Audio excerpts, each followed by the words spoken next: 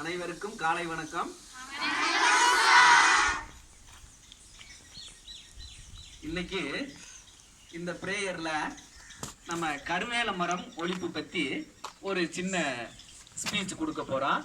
நீங்க கவனமா நல்லா கேட்கணும். அதற்கு இந்த ஒழிப்பு இயக்கத்திற்கு நம்ம பள்ளிக்கூடத்தினுடைய ஜேஆர்சி இயக்கத்தினுடைய மாணவ செல்வங்கள் உங்கள் மத்தியில இருக்காங்க. அவங்க என்ன சொல்றாங்க, நம்ம என்ன சொல்ல போறோம், நம்ம என்னென்ன செயல்கள்லாம் செய்ய போறோம், கருவேலை மரம் ஒழிப்பு இயக்கத்துக்காக என்ன பண்ண போறோம் அப்படிங்கறத பத்தி கவனமா கேட்கணும். என்னையா, கருவேல மரத்துக்கு இன்னொரு பேர் என்னப்பா? சீம கருவேலைன்னு சொல்றாங்க இல்லையா? சீம கருவேலைன்னு ஏன்பா சொல்றோம்? அதாவது சீம தண்ணி, சீம கருவேலை, அந்த சீமைங்கிற வார்த்தை என்ன எதுக்கு பொருள் தருது? சீமைனாலே வெளியில இருந்து வந்தது, சீமையில இருந்து வந்தவங்க அப்படின்னு சொல்றாங்க. அதே மாதிரி இது வெளிநாட்டிலிருந்து நம்ம நாட்டுக்கு வந்தது, விதைகளோட கலந்து வந்ததுதான் இந்த சீம கருவேலைங்கிறது. நம்ம நாட்டினுடைய பாரம்பரிய மரம் இது கிடையாது. ஏன்னா விதைகளோட கலந்து இது வந்துருச்சு. இதனால நன்மையாப்ப நமக்கு? சத்தமா சொல்லுங்க. இது என்னென்ன தீக்கு செய்து தெரியுங்களா? இது நிலத்தடி நீரை நல்லா ஒழிச்சிருச்சு. சரிங்களா? நம்ம அறிவியல்ல படிச்சிருப்போம் இல்லையா, ஒட்டுண்ணி சாருண்ணின்னு. இது சாருண்ணி மாதிரி தான். ஒட்டுண்ணிங்கிறது மற்றவங்களுக்கு உயிர் சார்ந்து என்ன பண்ணு, நன்மை செய்ய தானு வாழும். ஆனா இது என்ன பண்ண, நிலத்தடியில் இருக்கக்கூடிய நீரை எல்லாத்தையும் உறிஞ்சிடும். இதனுடைய வேர்கள் பல மீட்டர் ஆழத்துக்கு என்ன பண்ணுது, கீழே போய் அந்த வேர்கள் அதிகப்படியான நிலத்தடி நீரை உறிஞ்சு தானே சாப்பிட்டுக்கிறோம். சுத்தி எந்த செடிகளையும் வளர விடவே விடாது. சரிங்களா? அப்ப இப்படிப்பட்ட மரம் நமக்கு தேவையாப்பா? இந்த மரத்தை நம்ம ஒழிக்கணுமா வேணாமா? ஏகப்பட்ட தீமைகள் இருக்கு, பட்டியல் போட்டுக்கிட்டே போகலாம். இதனால தாவரங்கள், விலங்குகளுக்கு நமக்கு என்ன பண்ணுது, தீமை ஏற்படுத்துது. விலங்குகளுக்கு எப்படி தீமை ஏற்படுத்துது?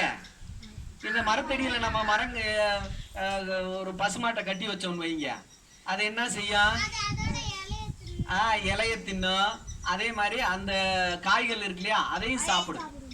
அந்த காய்களை சாப்பிட்டு அதனுடைய எச்சம் போடும்போது அது பல இடங்கள்லயும் பரவுகிறது. இதை தவிர அந்த மரத்தடியில நம்ம கட்டும் போது அதுல என்ன பண்ணும்னா, அதிகப்படியான கார்பன் டை ஆக்சைட இந்த சீம கருவேல மரம் வெளியிடுறதுனால இந்த அதிகப்படியான கார்பன் டை ஆக்சைடை உட்கொண்டவன என்ன ஆகும்?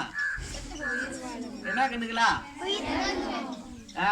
அதாவது நமக்கு உடலுக்கு தீங்கு ஏற்படும். ஆக்சிஜன் தானே நன்மையை ஏற்படுத்தும். அதிகப்படியான தீங்க ஏற்படுத்துது. அதே மாதிரி மலட்டுத்தன்மை உண்டாகும். அந்த பசுமாடுகளுக்கெல்லாம் மலட்டுத்தன்மை, அடுத்து அந்த பசுக்கள் பிறக்கிறதுல குறைபாடுகள் ஏற்படுது.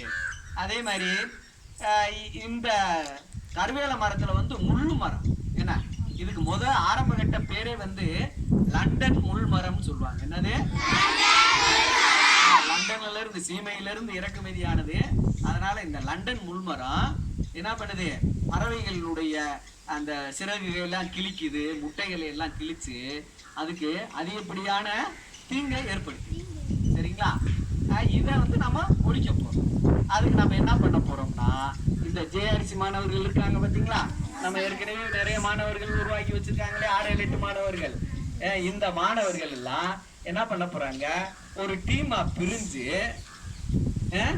ஒவ்வொரு வீடு வீடா போய் அந்த கருவேல மரம் ஒழிப்பு இயக்கத்தை வலியுறுத்தி அவங்கள நம்ம சுற்றுப்புறத்தில் இருக்கக்கூடிய எல்லா கருவேல மரங்களை முதல்ல அழிக்க போறோம்.